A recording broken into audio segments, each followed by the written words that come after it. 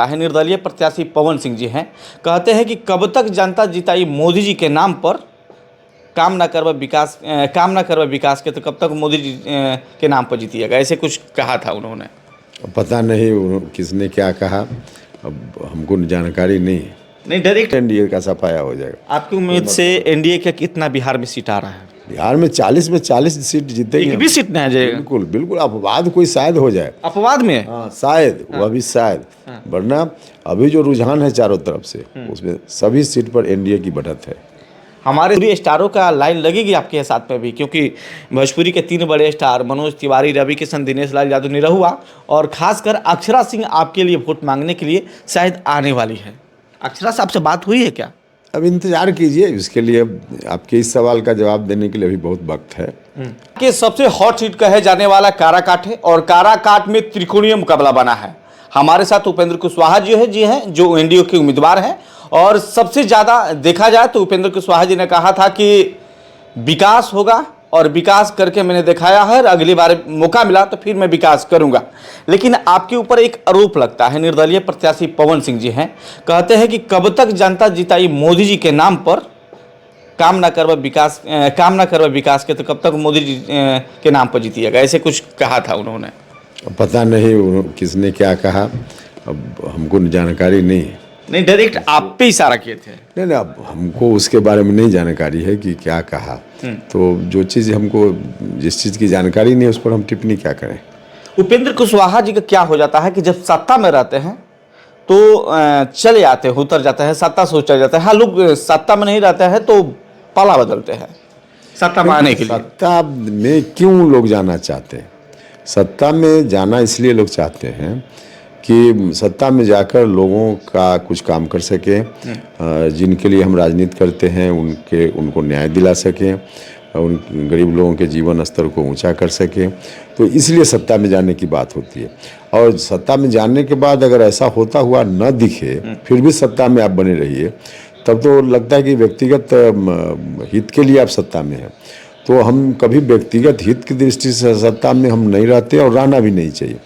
तो जब हमको लगा कि सत्ता में रहती हुई अब लोगों का हित नहीं संभव है, तो हमने सत्ता छोड़ दी है, यही हुआ है। आपकी एक गलती के चलते डलमिया प्रोजेक्ट जो है पेंडिंग में पड़ा है, इस बात को मानते हैं कि नहीं कि आपकी गलती हुई है, जहाँ के खामियां अभी तक लोग भुगत रहे हैं? नहीं, उसको गलती नहीं हम मान सकते।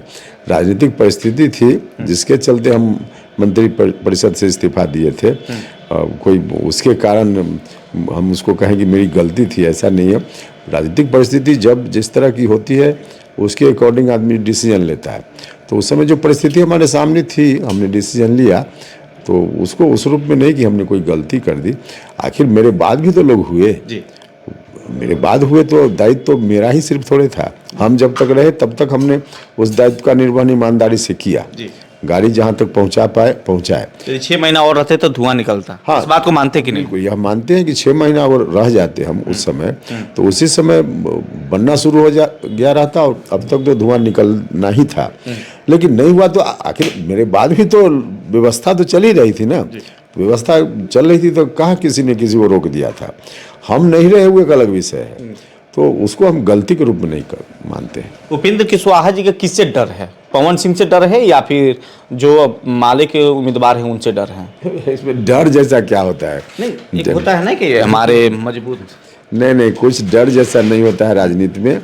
इसमें डरने की क्या बात होती है? और अभी हम तो सीधा देख रहे हैं नरेंद्र मोदी जी का जो लीडरशिप है, और उस लीडरशिप से संबंधित गठबंधन की ओर से हम उम्मीदवार हैं।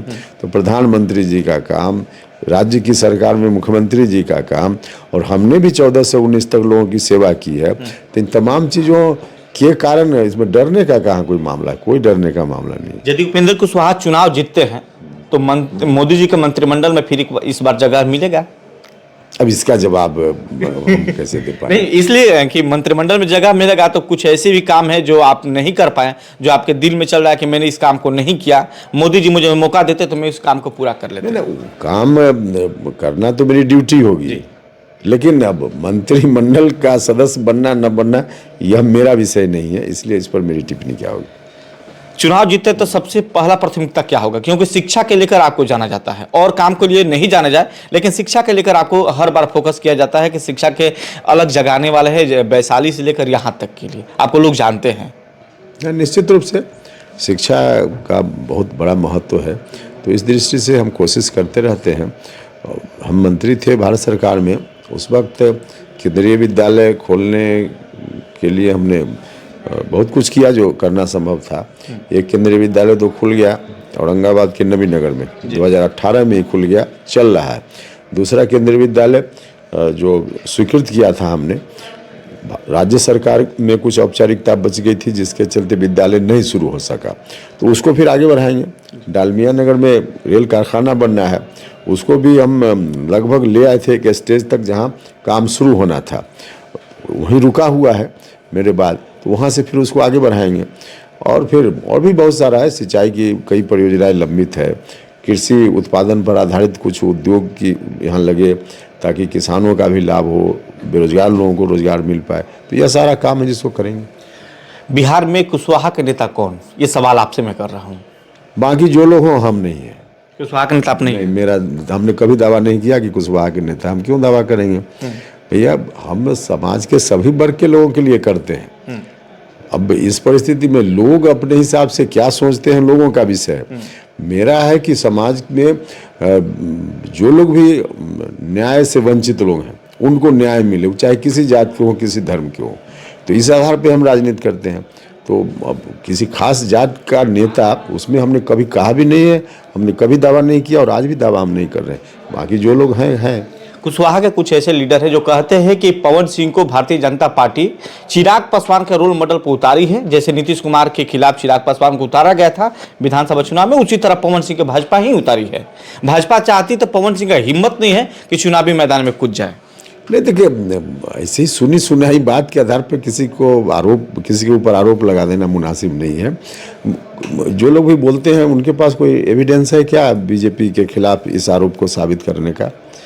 बीजेपी पर ऐसे आरोप लगा देना मुनासिब नहीं है। जब तक कोई एविडेंस कोई दिखाए इस तरह का एविडेंस, तब आरोप लोग लगाएं। ऐसे ही कहीं से सुन लिया और आरोप लगा दिया, यह ठीक नहीं। ये ठीक नहीं माना जाए। बिल्कुल नहीं, बिल्कुल ठीक नहीं। लेकिन विपक्षी इस बात को कह रही है कि उपेंद्र जी के साथ गेम हो रहा है, उनके पीठ पर चाकू छुरा घोंपने का काम किया जा रहा है। अबे विपक्ष के लोग तो कहेंगे कि क्योंकि विपक्ष के लोगों का काम है हम लोगों की आलोचना या हमारे गठबंधन में जो लोग हैं उनकी आलोचना करना, तो इसलिए लोग बोल रहे होंगे। हम फिर कहेंगे कि जो लोग भी बोल रहे हैं उनके पास कोई एविडेंस है तो उसके साथ बताएं। तो एक मंच से तेजस्वी यादव ने कहा कि काराकाट में डायरेक्ट लड़ाई है महागठबंधन और पवन सिंह से, उपेंद्र कुशवाहा तो दूर दूर तक नहीं है। अब उन्होंने क्या कहा, तो जब उनको उनकी बात के हिसाब से होना है तब तो 40 सीट बोल ही रहे हैं कि एनडीए सफाया हो जाएगा, तो उनके कहने से थोड़े एनडीए का सफाया हो जाएगा। आपकी उम्मीद से एनडीए का कितना बिहार में सीट आ रहा है? बिहार में 40 में 40 सीट जीतेंगे। एक भी सीट नहीं आ जाएगा? बिल्कुल बिल्कुल, अपवाद कोई शायद हो जाए। अपवाद में? हाँ शायद, वह भी शायद, वरना अभी जो रुझान है चारों तरफ से उसमें सभी सीट पर एनडीए की बढ़त है। हमारे साथ उपेंद्र कुशवाहा जी थे। उपेंद्र कुशवाहा जी वो अपने आप को कभी कुशवाहा के नेता माना ही नहीं, लेकिन बिहार के जब भी हेडिंग देखिएगा, तमाम लोगों के जब भी मंच पर आते हैं तो लोग यही कहते हैं कि कुशवाहा के सबसे बड़े नेता उपेंद्र कुशवाहा जी। हमारे मंच पर ऐसे लोग उदाहरण देते हैं, लेकिन उन्होंने कभी नहीं कहा कि मैं एक ही वर्ग का नेता हूँ। हर बार एक ही काम करते हैं, शिक्षा के लिए महत्वपूर्ण इनको जाना जाता है। हर बार जब इस्तीफा वगैरह देते हैं तो शिक्षा के कार्यों के लिए देते हैं। जाते जाते एक आखिरी सवाल करेंगे कि भोजपुरी स्टारों का लाइन लगेगी आपके साथ में भी, क्योंकि भोजपुरी के 3 बड़े स्टार मनोज तिवारी, रवि किशन, दिनेश लाल यादव, निरहुआ और खासकर अक्षरा सिंह आपके लिए वोट मांगने के लिए शायद आने वाली है। अक्षरा साहब से बात हुई है क्या?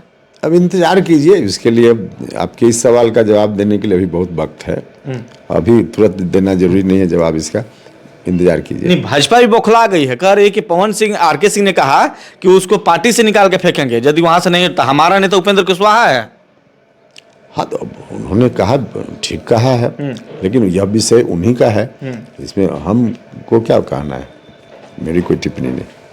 चलिए, क्या अपील करना चाहते हैं कि हमको जिताइए और फिर से जिस तरह के कार्य कर रहे थे उसी तरह कार्य करेंगे, फिर अलग कुछ बदलाव की तरफ जाएंगे? हाँ, निश्चित रूप से काराकाट के लोगों से मेरा आग्रह है, प्रार्थना है, एक बार फिर से आशीर्वाद लोग दें। जो भी काम उस समय पेंडिंग था उसको आगे बढ़ाएंगे, नया नया काम भी होगा और नरेंद्र मोदी जी को प्रधानमंत्री भी बनाएंगे। तो तमाम जाति धर्म के लोगों से अपील है, आग्रह है कि सब लोग मिलकर एक बार फिर उपेंद्र कुशवाहा पर भरोसा करें। चलिए।